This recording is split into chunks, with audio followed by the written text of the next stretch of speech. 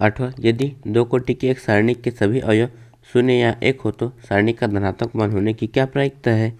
मान लीजिए कि सारणी के प्रत्येक अवयव स्वतंत्र रूप से चुने जा सकते हैं तथा प्रत्येक के चुने जाने की प्रायिकता 1/2 है। तो यदि दो कोटि के सारणी के प्रत्येक अवयव शून्य या एक हो तो सारणी का धनात्मक मान होने की प्रायिकता को हमें ज्ञात करना है। यहाँ पर दो कोटि का सारणी कुछ इस प्रकार का होता है जिसमें कुल 4 अवयव होते हैं और इस स्थान को भरने के लिए या तो हम यहाँ पर 0 रख सकते हैं या फिर 1 रख सकते हैं। मतलब इस स्थान को भरने की कुल 2 संभावना है। इस तरह से इस स्थान को भरने की भी 2 संभावना है, इसे भरने की भी 2 संभावना है और इसे भरने की भी 2 संभावना है। तो उससे बराबर, तो इस स्थान को भरने के हमारे पास 2 संभावनाएं हैं और इस स्थान को भरने की भी 2 संभावनाएं और इस स्थान को भरने की 2 संभावनाएं और इस स्थान को भरने के भी 2 संभावना है, बराबर आ जाएगा 16। तो दो कोटि के सारणी जिनके अवयव को हम दो तरीके से भर सकते हैं उन कुल सारणिकों की संख्या 16 है। तो हम यहाँ पर लिखेंगे दो कोटि के सारणी जहाँ प्रत्येक अवयव या तो 0 हो या 1 हो की संख्या बराबर आ जाएगा 2 गुणा 2 गुणा 2 गुणा 2 बराबर 16। यहाँ पर कुल सारणिकों की संख्या है 16।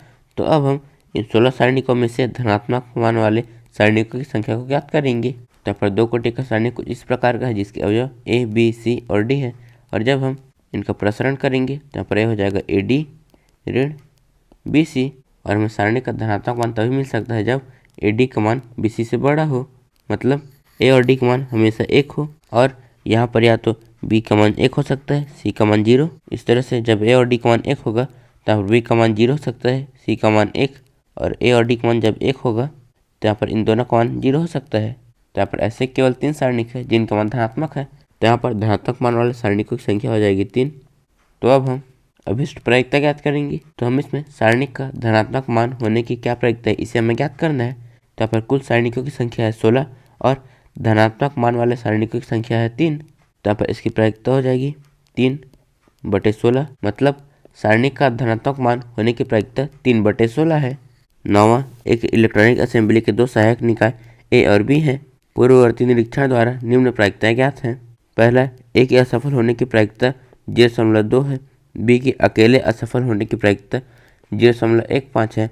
A और B के असफल होने की प्रायिकता 0.15 है। तो निम्न प्रायिकताएं ज्ञात कीजिए। पहला, A के असफल होने की प्रायिकता जब B असफल हो चुका हो। दूसरा, A के अकेले असफल होने की प्रायिकता। तो हम इसमें इन दोनों को ज्ञात करना है। तो हम यहाँ पर लिखेंगे दिया है A के असफल होने की प्रायिकता बराबर 0.2, B के अकेले असफल होने की प्रायिकता 0.15, A और B के असफल होने की प्रायिकता 0.15। तो हम इसे ज्ञात करेंगे। तो हम इसे इस तरह लिख सकते हैं, प्रायिकता A बाई B, और इसे ज्ञात करने का सूत्र होता है प्रायिकता A इंटरसेक्शन B बटे में प्रायिकता B। यहाँ पर इसका मतलब है कि A और B दोनों असफल हो चुके हैं, उसकी प्रायिकता जो है 0.15। यहाँ पर इसका मतलब है कि B के असफल होने की प्रायिकता, लेकिन यहाँ पर हमारे पास सिर्फ B के अकेले असफल होने की प्रायिकता है और हमें इसमें B के असफल होने की प्रायिकता ज्ञात करना है। इसीलिए हम यहाँ पर लिखेंगे B के असफल होने की प्रायिकता। तो हम B के असफल होने की प्रायिकता को इस तरह समझ सकते हैं और यहाँ पर B के असफल होने की प्रायिकता है ये, और जब हम इस पूरे में से इंटरसेक्शन वाले भाग को हटाएंगे तो ये बचा भाग B के अकेले असफल होने की प्रायिकता है। तो B के असफल होने की प्रायिकता ज्ञात करने के लिए हम B के अकेले असफल होने की प्रायिकता में A और B दोनों के असफल होने की प्रायिकता को जोड़ेंगे तो हमें B के असफल होने की प्रायिकता मिल जाएगी। तो हम यहाँ पर लिखेंगे B के अकेले असफल होने की प्रायिकता धन A और B दोनों के असफल होने की प्रायिकता। तो यहाँ पर B के अकेले असफल होने की प्रायिकता 0.15 है और A और B के असफल होने की प्रायिकता 0.15 है।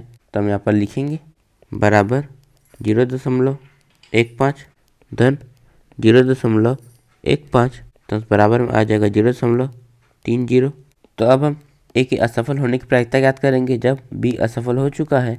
तो इसे ज्ञात करने का सूत्र होता है A और B के असफल होने की प्रायिकता बटे में B के असफल होने की प्रायिकता। तो यहाँ से बराबर A और B के असफल होने की प्रायिकता है 0.15 बटे B के असफल होने की प्रायिकता है 0.30। तो यहाँ पर आ जाएगा 0.30 और जब हम इन्हें कटाएंगे तो यहाँ पर इसका मान आ जाएगा 1, इसका मान आ जाएगा 2। तो यहाँ बराबर में आ जाएगा 1/2। तो यहाँ पर इसका मान आया है 1/2। तो अब हम A के अकेले असफल होने की प्रायिकता ज्ञात करेंगे। तो हम इसे इस तरह समझ सकते हैं तो यहाँ पर ए के असफल होने की प्रायिकता है ये और ए और बी दोनों के असफल होने की प्रायिकता है ये। तो जब हम ए के असफल होने की प्रायिकता में से ए और बी दोनों के असफल होने की प्रायिकता घटाएंगे तो हमें सिर्फ ए के असफल होने की प्रायिकता मिल जाएगी। तो हम यहाँ पर लिखेंगे ए के असफल होने की प्रायिकता ऋण ए और बी के असफल होने की प्रायिकता।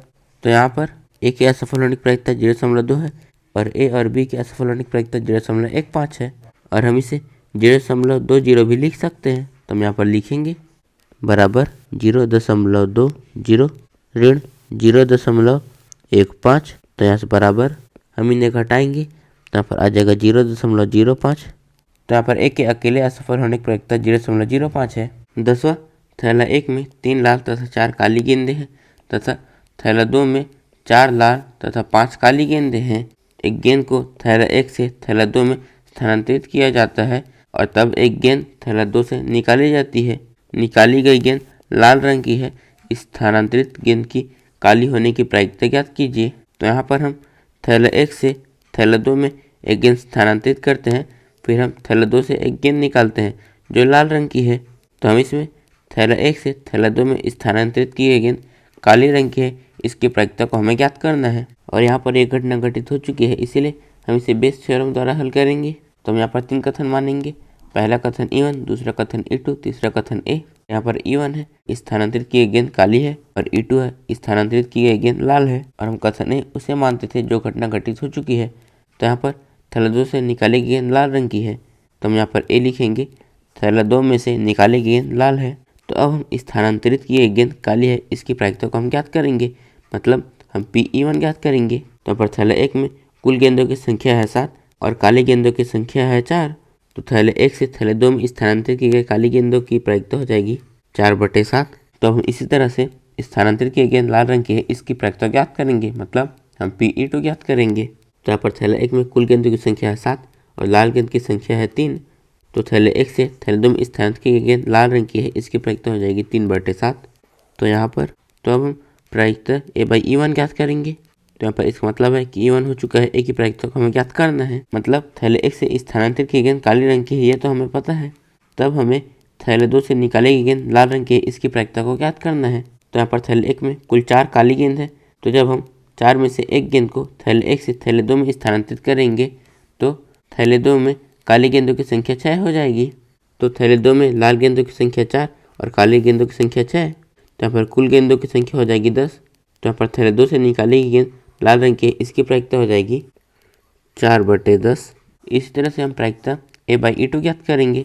इसका मतलब है कि E2 हो चुका है, A की प्रायिकता को हमें ज्ञात करना है, मतलब स्थानांतरित की गई गेंद लाल रंग की है, ये तो हमें पता है, बस थैले 2 से निकाली गई गेंद लाल है, इसकी प्रायिकता को हमें ज्ञात करना है। तो थैले 1 में लाल गेंदों की संख्या है 3, तो जब हम थैले 1 से थैले 2 में लाल गेंद को स्थानांतरित करेंगे तो थैले 2 में लाल गेंदों की संख्या हो जाएगी 5 और यहाँ पर काली गेंदों की संख्या भी 5 है, तो यहाँ पर कुल गेंदों की संख्या हो जाएगी 10।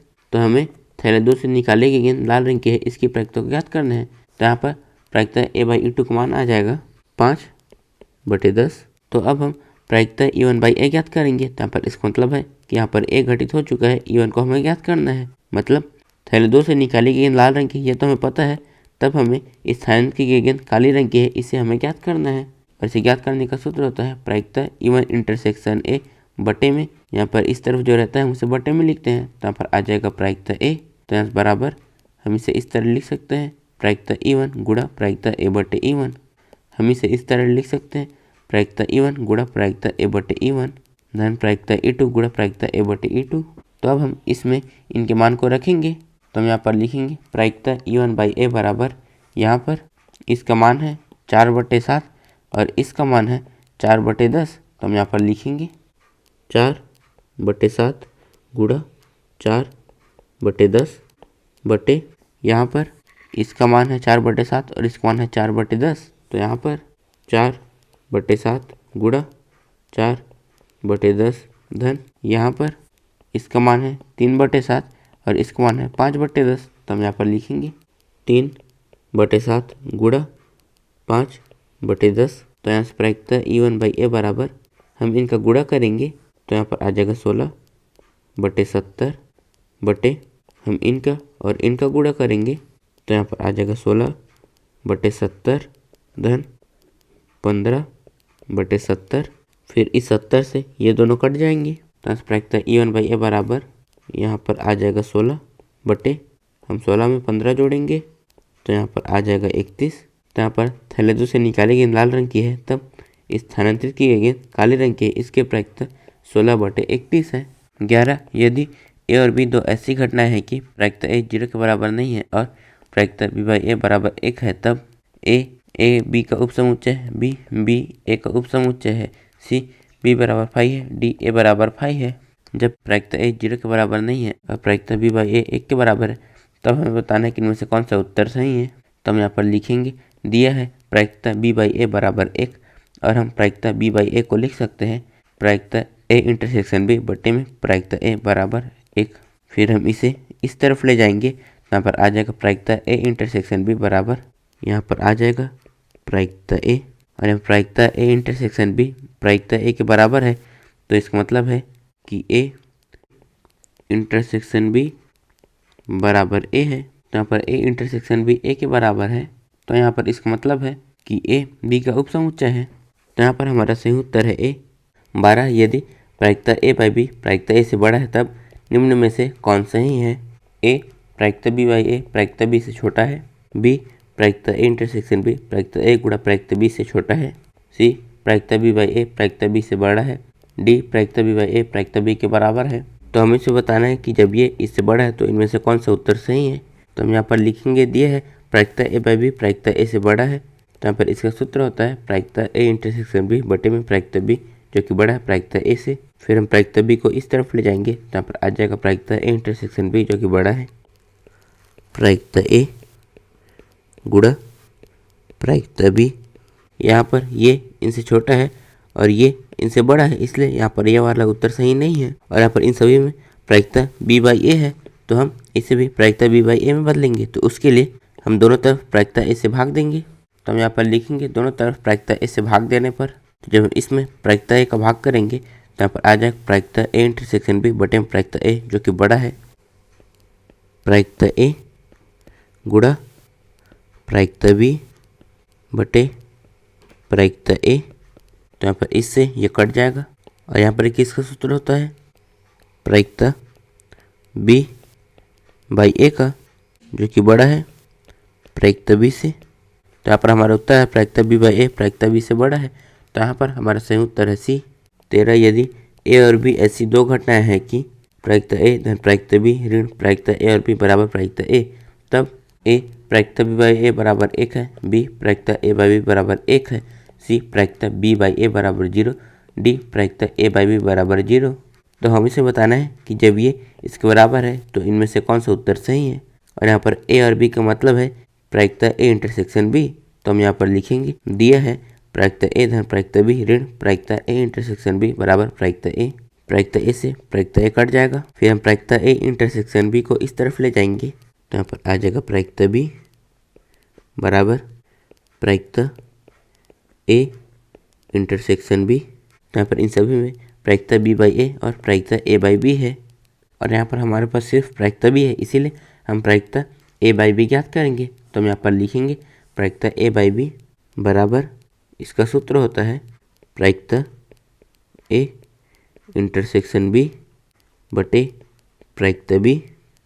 तो प्रायिकता A/B बराबर, यहाँ पर ये प्रायिकता B के बराबर है, इसीलिए हम इसके जगह में इसे लिखेंगे। तो यहाँ पर आ जाएगा प्रायिकता B बटे प्रायिकता B, फिर इससे ये कट जाएगा तो यहाँ पर आ जाएगा 1। तो यहाँ से प्रायिकता A/B का मान आया है 1, तो प्रायिकता A/B का मान आया 1, इसीलिए यहाँ पर हमारा सही उत्तर है B। इस प्रश्नावली के नोट्स आप नीचे डिस्क्रिप्शन में दी लिंक से डाउनलोड कर सकते हैं और ऐसी वीडियोस के लिए चैनल को सब्सक्राइब जरूर करें। धन्यवाद।